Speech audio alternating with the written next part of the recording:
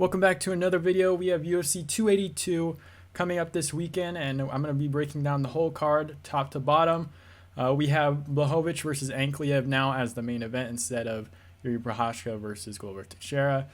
It is what it is. It's very unfortunate. It kind of dampers the card a little bit, but this card is still pretty good in general. So I am very happy to break it down. I am planning on breaking down a couple fights next week, but every time I say that, I end up not having time to do it. So we'll see. I'll try to at least get one in there. But great card. Can't wait to break it down. I'm going to break it down from top to bottom, early prelims to the main event. So let's get started. We have Saaiman versus Steven Koslow. Saaiman 6-0, 21 years of age and 67 inches of reach. Koslow 6-0, 25 years of age, and it doesn't list his reach down there, but I am going to go with Saaiman here. I think he's going to be able to avoid the takedowns and then just maybe grapple himself. I think he'll be a lot better on the feet also. So I just think he wins on the feet. Doesn't really have to worry about the takedowns or anything like that, or ending up on the ground. Could put it on the ground himself. But again, I am going to go with Saaiman. Up the card, we have OSP versus Antonio Trocoli, I believe is how you say it. OSP 26 and 16, 39 years of age and 80 inches of reach. Trocoli 12 and 3, 32 years of age and 82 inches of reach himself. He will have a 2-inch reach advantage in this matchup. I am going to go with OSP. I feel like this is more of a coin flip, honestly. I don't trust him at all. And I just feel like I haven't seen enough of Trocoli in general.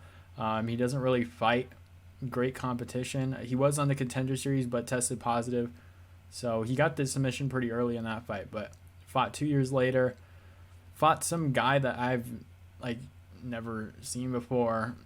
Not someone that's not very good. So I'm not too sure about this matchup. He does have the size and everything. Seems like he has good takedowns and things like that. But I'm just gonna go OSP here because that's both of them I trust them most. I haven't seen much of Trocoli fight the upper, not necessarily upper echelon, but great competition in general. So I am going to go with OSP in this matchup. Up the card, we have Perrin versus Raul Rosas Jr. Perrin 10 and 6, 29 years of age and 69 inches of reach. Rosas Jr. 6-0, 18 years of age and 67 inches of reach. Perrin will have a 2-inch reach advantage in this matchup. We have the 18-year-old Raul Rosas Jr., previously 17-year-old on the Contender Series. He actually looked pretty good on the show. Perrin is also, I think you could say he's kind of underrated. He actually looked pretty solid in his last fight against Erika Lang. Was all right in the Mario Batista fight. But Raul Rosas Jr. looked really good against Mando Gutierrez in his last fight. A lot of good scrambles. A lot of good... what's the word? Good intelligence on the ground for a guy with 18 years of age. He's going to be growing quite a bit, and hopefully he'll be a lot more skillful on the feet and things like that. That's what I'm a little bit worried about is on the feet. He is very open, but does throw some weird, unorthodox shots. But Perrin is actually a pretty tough test for him in the first fight of his UFC career, realistically, because I'm not going to count Contender Series. But I am going to go with Raul Rosas Jr. I think he's just really good on the ground. I think that's just how he's going to win this fight. I think in the scrambles, he'll win the scrambles, hold it back a couple times in this fight. But Perrin could also win this. But I am going to go with Raul Rosas Jr. Up the card, we have Daniel Da Silva versus Vinicius Salvador. I hope I kind of said that right. I probably didn't, though. Da Silva 11 and 6, 24 years of age and 70 inches of reach. Salvador 14 and 4, 70 and a half inches of reach. It doesn't have his age for some reason. I'm not sure why. But he's a pretty young guy. Salvador was on the Contender Series, fought Shannon Ross, the guy that they're actually hyping up pretty well on the Contender Series because he trains out of City Kickboxing, I believe. I may be wrong on that. But they're hyping him up pretty well. And then I'm not going to say, Salvador took him out. Was it? Yeah, by TKO. They signed Shannon Ross anyways after the fight, so they were expecting Shannon Ross to win the fight and then sign him, hype him up a little bit. But Salvador played spoiler there. And Daniel Da Silva, last couple fights, Victor Altamirano,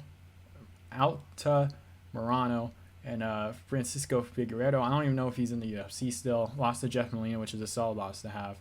But Victor Altamirano took quite a bit of damage in that fight. It was only 2 months ago. bordering 3 months ago. Yeah, I think this is a little soon. Why do I keep trying to say his name? His full name. Salvador, I think he is very unorthodox and hits things. Like, he's just a really weird fighter. He's really rangy also. So I guess the reach isn't too big of a disparity here. But I feel like with his range, he throws a lot of kicks and things like that. Some wild kicks and things like that.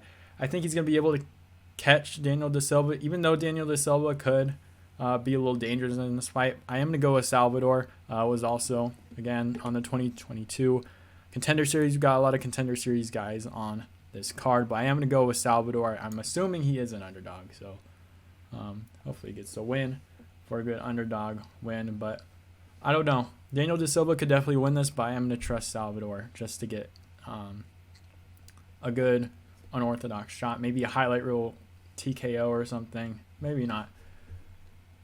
Up the card, we have Chris Curtis versus Joaquin Buckley.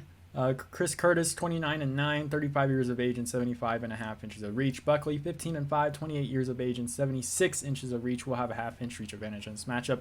I am surprised to have this quite low on the prelims. I think this is actually, especially with the name value a little bit here, I think people know who these guys are. Like, they have a Contender Series fighter above them. Maybe they switch it up a little bit, but this is a pretty big card, so I assume they had it already figured out beforehand. But Joaquin Buckley just losing the Nasruddin Imavov, had a good third round in that fight. Albert Duraev, he won. Abdul Razak Al-Hassan, Raul. Chris Curtis coming off a loss to Jack Hermanson on short notice. Rodolfo Vieira beat him, which was pretty impressive. He has really good takedown defense. Brendan Allen and Phil Hawes, all by KO there. But for this one, this is actually pretty close. I think a lot of people are going to choose Chris Curtis for this one, but I think I'm going to go with Joaquin Buckley. I think he's going to be able to keep a range and frustrate Chris Curtis like Jack Hermanson did. Hopefully he has some answers for the range, because these guys won't come and fight your game. But Joaquin Buckley can probably keep a range here and then throw some weird kicks. But he could also get caught. You know, it is Joaquin Buckley. He is hittable at some points. But Joaquin Buckley, I think he's going to be able to keep a good range and then hit some just wild stuff and mix up Chris Curtis a little bit, get him a little worry about different shots coming his way, because Joaquin Buckley definitely has the kicks and the power to send someone out. So Chris Curtis, I mean, he could definitely win this fight. I think it's more of a 45-55 situation. Chris Curtis has like a really good base fighter, just really good boxing. But I just think Joaquin Buckley can just keep the range like Jack Hermanson did and be a little bit more wild to keep Chris Curtis guessing a little bit. So I am going to go with Joaquin Buckley, probably by decision. Do I think he's going to catch Chris Curtis? He could, but I just think a decisions are probably a little bit more safer, not bet, but safer choice for me in this matchup. Up the card, we have Jairzinho ROzenstruik versus Chris Daukaus. ROzenstruik 12-4, 34 years of age, 78 inches of reach. Daukaus 12-5, 33 years of age and 76 inches of reach. ROzenstruik will have a 2-inch reach advantage. And for this fight, I will happily take Jairzinho ROzenstruik, even though I do not feel comfortable in picking him anytime he fights, but I never pick a Daukaus. And guess what? When I finally did last week, a Daukaus lost. And I went against my rule, and I'm going to pick that back up again. I'm not going to pick a Daukaus. I feel like I just can't guess when they win and when they lose. And I don't know. Daukaus coming off of 2 rough losses, 2 KO losses. Jairzinho ROzenstruik definitely has the power. He just needs to get kind of going at the beginning. He'll kind of just sit there like stunned a little bit. But once he starts getting comfortable, he can start throwing hands and look pretty impressive. His last couple fights have been losses to Curtis Blades and a KO loss to Alexander Volkov. But I think ROzenstruik can definitely win this fight if he gets comfortable in there. He will have a 2-inch reach advantage also. He has the power to end this pretty early. I would say more of like an early second round KO for ROzenstruik in this matchup. Up the card, we have Erik Silva versus TJ Brown. Erik Silva, 9-1, 35 years of age and 71 inches of reach. Brown, 16-9, 32 years of age and 73.5 inches of reach. He will have a 2.5-inch reach advantage in this matchup. I will go Erik Silva in this fight. He is also on the 2022 contender, or he was on the 2022 Contender Series. Beat Anvar Boysen. I'm not going to try and say that name. And then TJ Brown just lost to Shaileon Nordenbike. Probably messed up that one too. But I am going to go Erik Silva. I think he's going to be able to mix in the wrestling, the grappling, and his striking. Just, I don't know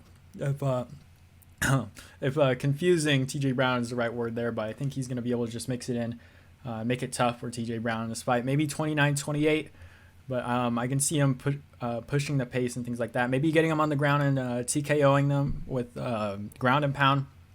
But I'm going to go Erik Silva to win this fight. I don't know how, most likely probably a decision, but I can see him maybe taking out TJ Brown in maybe like a third round or something like that.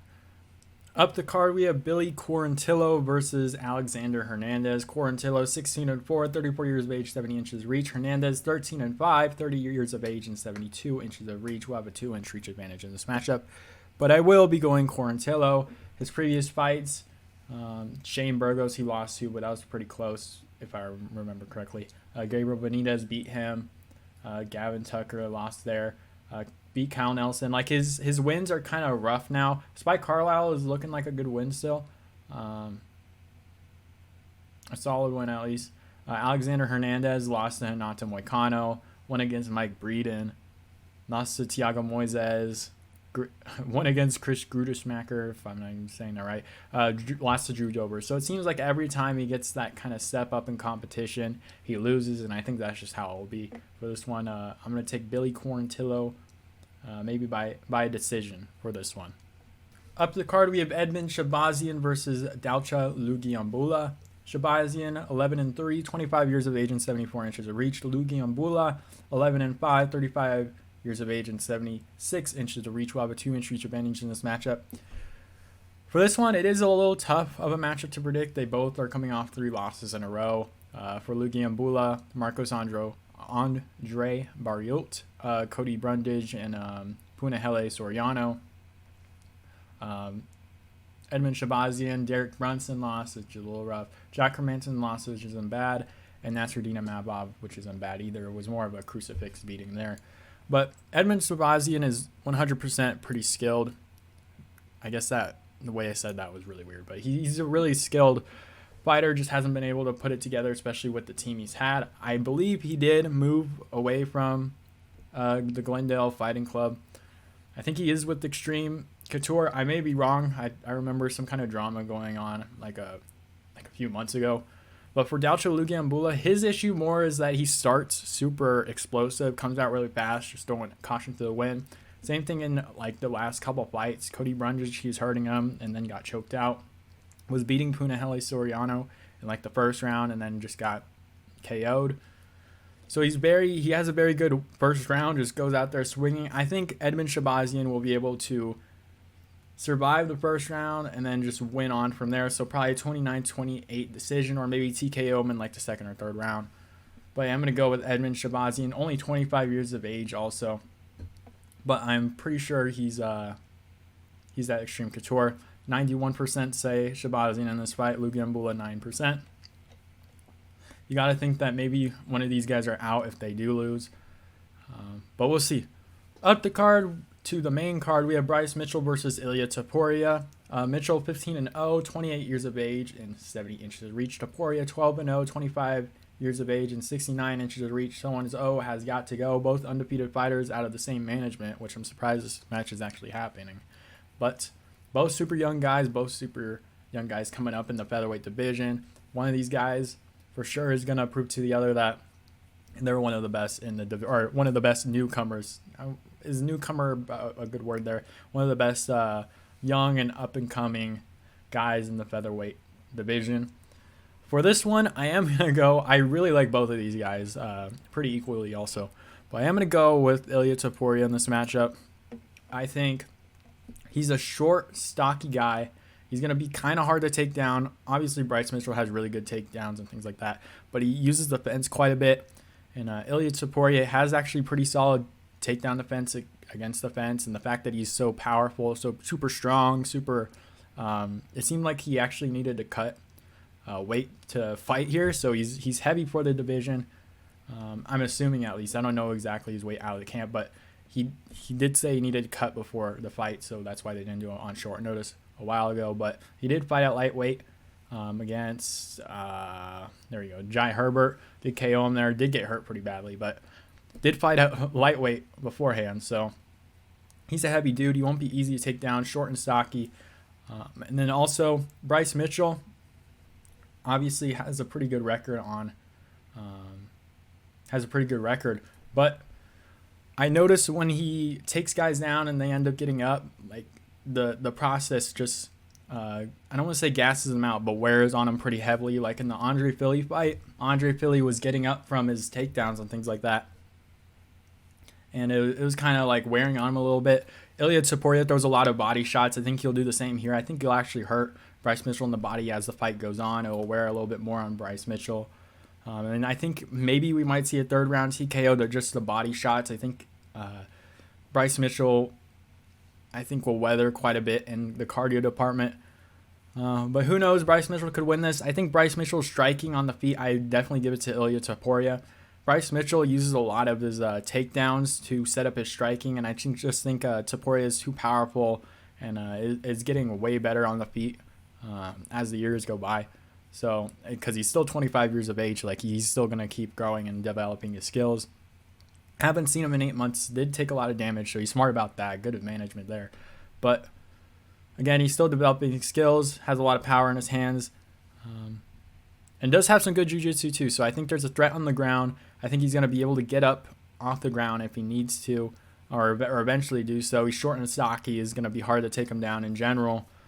And I just think Bryce Mitchell, I just think he'll probably take like a round here, maybe a split decision victory for Ilia Topuria in this one, but I do edge it to Ilia Topuria just with the power, just with the striking. I think he's going to wear into the body more than Bryce Mitchell in this matchup. I may break it down more in like a different video.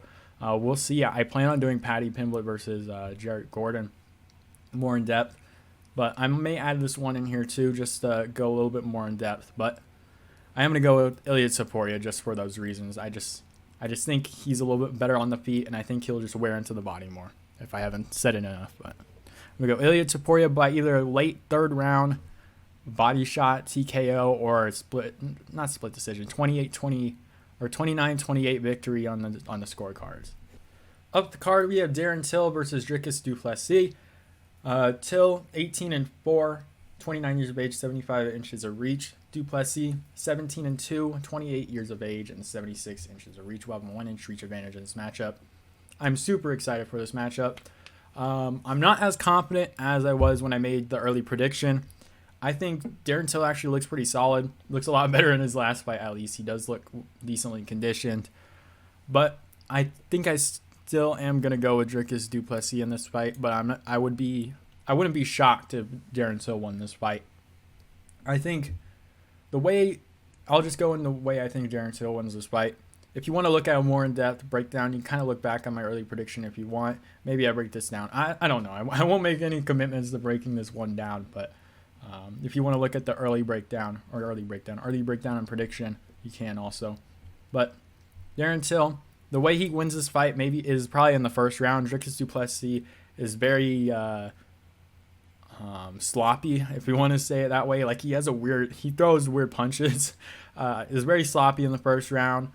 So I think Darren Till could probably catch him like he saw Dricus du Plessis against Brad Tavares.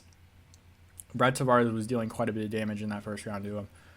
Did later on start doing really well in the second, third round.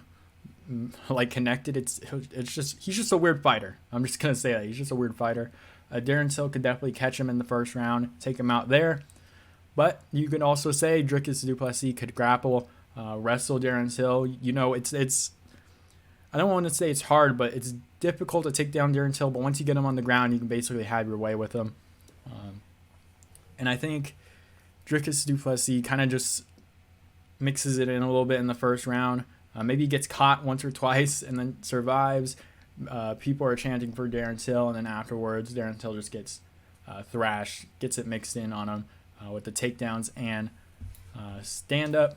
So I'm going to go with Dricus du Plessis and 29-28 victory in this matchup. He's the safer pick here. I can't bet on Till to actually show up. Who knows? He has abs like 4 weeks out of the fight. Shows up with like a bunch of flabby shit on his stomach. It makes me kind of wonder if like how much is he really cutting to middleweight? Because it doesn't even feel like there's much muscle there. It feels like he's more just losing weight. So I don't know. I kind of want to wonder. Maybe it's just a genetics thing, but I am going to go with Dricus du Plessis in this matchup just because I think he's got the grappling advantage, can take him down if he wants him to. Has the power, and definitely kind of has a stand-up or whatever you want to call whatever he does on the feet. But yeah. Dricus by I don't know, he can win by KO, he can win by decision, 29-28 decision, maybe KO. I don't know, we'll see, but I am going to go with Dricus. Up the card, we have Santiago Ponzinibbio versus Robbie Lawler. Ponzinibbio, 28-6, 36 years of age, 73 inches of reach. Lawler, 29-16, 40 years of age and 74 inches of reach. Will have a 1-inch reach advantage in this matchup for Robbie Lawler. His last 5 fights that we see on the screen here, 4 losses, 1 win over Nick Diaz, and he didn't look good there at all. Lost to Brian Barberena, won early in the first round. Obviously, these span over like the last few years, so I won't go over those. But recently, didn't look good against Nick Diaz. Beat Brian Barberena pretty well in the first round. Actually, was super good defensively. It was good to watch, but. Santiago Ponzinibbio split decision loss to Michel Pereira. Split decision loss to Jeff Neal, who is I think ranked like 6. I think in welterweight. I'm not too sure. I won't die on that, but it's a definitely top 7 ranking. So I'm gonna go with Santiago Ponzinibbio in this fight. I just think split decision wins over Jeff Neal and Michel Pereira, along with the age, will definitely be a bigger factor here. I think he's gonna be better on the feet, also be a little bit more rangier. Maybe Robbie Lawler sneaks a round off, but I am going to go with Santiago Ponzinibbio by a 29-28 decision in this matchup.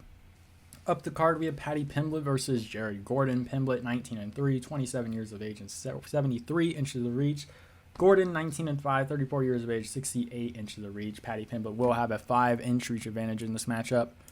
I am going to go with Paddy Pimblett, but it is a very tough matchup for Paddy Pimblett in general. His last fight is probably the reason why I think this is a tough one to predict against Jordan Levitt. He kind of, don't want to say he struggled, but it was weirdly competitive against Jordan Levitt. And his stand-up, Paddy Pimblett's stand-up is nothing to be happy about. Jared Gordon coming off a win against Leonardo Santos, which is an older person. Grant Dawson, who just beat the Olympian Mark Madsen. So a good wrestler there, but for this one, I do think, because it's tough, I do think Jared Gordon probably wins on the feet here. But I am going to edge it to Paddy Pimblett in the wrestling and the grappling. I think at some point, maybe Paddy Pimblett gets dropped again in this fight. But I do think he grapples. Jared Gordon actually gives up his back quite a bit. In a lot of his fights, he actually gives up his back. Like when you take him down or put him against the fence, he'll turn over to get up. And a guy like Paddy Pimblett, who's... his UFC fights, let's check real quick. Won by KO, TKO against Luigi Venturini. Last 2 fights were rear naked choke victories. So I do think Paddy Pimblett will get a rear naked choke win against Jared Gordon, maybe in the latter half, maybe the second half of the first round or early second round. But I do think he does. I don't know if he takes Jared Gordon down, but I do think at some point he takes it back and then chokes him out. Maybe he does take him down for a second. Jared Gordon gets up, shows his back a little bit too much. Paddy Pimblett jumps on top and chokes him out. So I'm going to go with Paddy Pimblett by a rear naked choke submission in the late first round, early second round for this matchup. Up the card, we have Jan Blachowicz versus Magomed Ankalaev. Blachowicz, 29-9, 39 years of age and 78 inches of reach. Ankalaev, 18-1, 30 years of age and 75 inches of reach. 3-inch reach advantage for Jan Blachowicz in this matchup. This fight is actually kind of interesting. I'm going to go Magomed Ankalaev because I think he does have more ways to win this fight, but his last few fights have been on the feet. I just think Jan Blachowicz does have the power advantage there, but I kind of want to see Magomed. He doesn't really grapple. He doesn't really wrestle, which is a weird part. So that's the only reason why I think this one's a little interesting. I feel like I haven't seen enough of Magomed on the ground. Maybe I'll look more into this fight and break it down a little bit more during next week. But I am going to go with Magomed Ankalaev because I do think he has more ways to win. When he does get people to the ground, he is pretty solid and good there. But on the feet, he does like to point. Like in his last few fights, he's been trying to outpoint the guy. We've all seen the Thiago Santos, or maybe if you haven't, you probably fell asleep. But the Thiago Santos fight was kind of boring. He kind of just wanted to point it out there. Jan Blachowicz does have some crazy power, so maybe the threat of the takedown worries Jan Blachowicz in this fight. But I'd kind of hope. He is almost 40 years of age, so I don't know how much his takedown defense and things like that would develop, but his last couple fights, Glover Teixeira and Alexander Rakic, he got taken down, both of them, got absolutely, I don't want to say destroyed against Glover Teixeira, but didn't look good there. He got taken down and subbed pretty fast. Alexander Rakic, before Rakic got hurt, he took him down and controlled him on the ground and just kind of pointed him out on the ground there. So a guy like Ankalaev could probably do the same there. Maybe he wins on the feet, but the power advantage from Blachowicz, I'll definitely give him the edge on the feet, but I just think the threat of the takedown will give Ankalaev the win here. If it does go to a decision, I do think it's going to be close because, again, I think we need to see more of Ankalaev on the ground. He actually had like a lot of impressive fights early on in his career, but recently they've been kind of boring, so I kind of want to see him do a little bit more in this fight. Maybe he enters range and goes in a little bit more and mixes it up, makes it interesting on the feet. He'll probably do some leg kicks and things like that. But Blachowicz will make this close if it is on the feet. But yeah, I would like to see Ankalaev put in some takedowns and things like that for this fight. See him develop there. But I am going to go Ankalaev. It's more of, I don't want to say how he wants to win, but I just think, again, he has more ways to win this fight. So I'm going to go with Ankalaev by decision. Maybe, let's go 48-47. Maybe he just barely outpoints Blachowicz. Maybe that's the thing with this fight. Blachowicz could easily win around just with his power, like hurt Ankalaev at some point. But I am going to go with Ankalaev in this matchup. So I hope you guys enjoyed the video. If you guys want to join the Tapology group, I saw some of the member joins or like members trying to enter late last week, so I apologize for that. I was traveling, things like that. I didn't look at it. But I did put them in. I did put you guys in before the fight night last week. So if you do want to join now, I'll be checking it all week. You can put your Tapology stuff in there, pick your fights. It'll show your record and things like that. You can see my record. We can make some more discussion posts inside that group if we get more people to join. But we do have like 6 people in there right now, so you probably won't be the only one if you join in. But we do get quite a few people making weekly picks. So if you do want to join that, it's free. You can sign up really easily. You don't have to if you don't want to, obviously. But I do plan on making a couple breakdowns next week, but we'll see how that goes. We'll see if I have the time to do it because I'm a full-time student. But yeah, I'm definitely going to do the Paddy Pimblett, Jared Gordon fight because I think that's I don't want to say that's what people are looking more forward to, but I think a lot of people are paying attention to that fight. So I'm definitely going to do that one because I think it is an interesting fight in general because it's a very big step up for Paddy Pimblett. I think I'll probably do Bryce Mitchell versus Ilia Topuria breakdown. I'm gonna try and do as many as I can. So I don't know how many people are clamoring for a Jan Blachowicz Magomed Ankalaev breakdown, but we'll see if I get to it. It is an important fight. So hope you guys enjoyed the video. I'll see you guys next time.